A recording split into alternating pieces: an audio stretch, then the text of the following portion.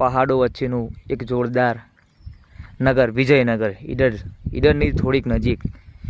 સાહેબ મારા હોય એટલી શાંતિ, એટલી મજા. ખરેખર જિંદગીનું વેકેશન માણવું હોય, કોઈનો બખાડો જોવો ના હોય, જિંદગીની મજા માણવી હોય, એકાંત પડે. જોણા કુદરત સોળે કળાએ ખીલી ઉઠી હોય ને તમને એવું લાગે. મન તો અહીંયા બહુ શાંતિ મળી, બહુ મજા આવી.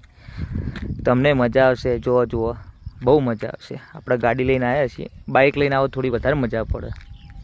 હું બધા શાંતિ વધવા જાઉં, તમે શાંતિ વધવા આવો. શહેરની માથાકૂટો આ પેલું બહુ મજા આવે યાર.